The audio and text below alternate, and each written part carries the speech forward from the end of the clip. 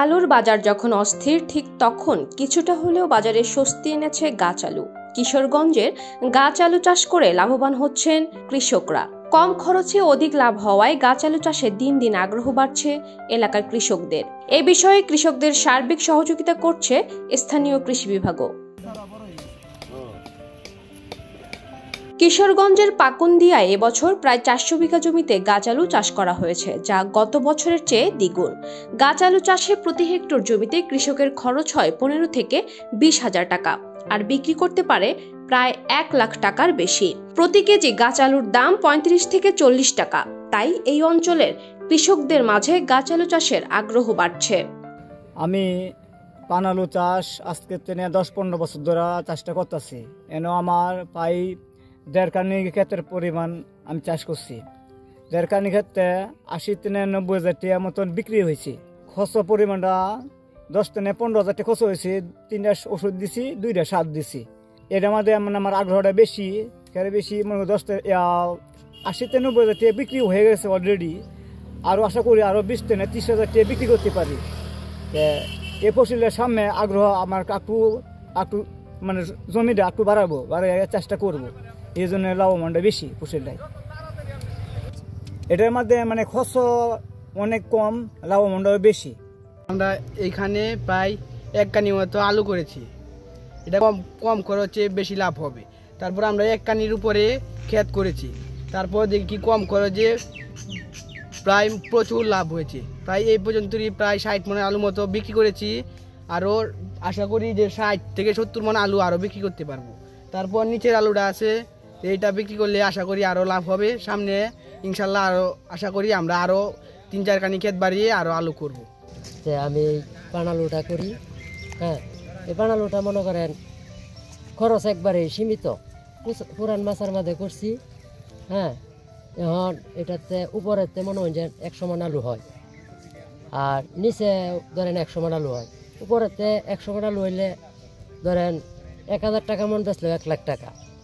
আর নিচে যদি 100 মণ আলু বাড়াইতে পারি 1800 টাকা মন, 1,80,000 টাকা। আমরা 1 কানি ক্ষেত্রে হিসাব করি যে 2-3 লক্ষ টাকা ইনভেস্ট করতে পারবো।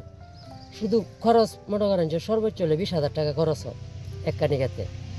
তো এই ফসলটা আমরা মনে করি কৃষকের জন্য অনেক উপকার, যেহেতু খরচ কম। গত 2 বছরে বাজারে গোল আলুর দাম বেশি থাকায় গাছ আলুর চাহিদাও বাড়ছে। তুলনামূলকভাবে গাছ আলুর দাম কিছুটা কম থাকার কারণে এর চাহিদাও একটু বেশি। এই বিষয়ে কৃষকদের সার্বিক পরামর্শ ও সহযোগিতা করছে স্থানীয় কৃষি বিভাগ। বর্তমানে পাকুন্দাতে এই পান আলু একটা জনপ্রিয় ফসল হিসাবে কৃষকের নিকট আবির্ভূত হয়েছে।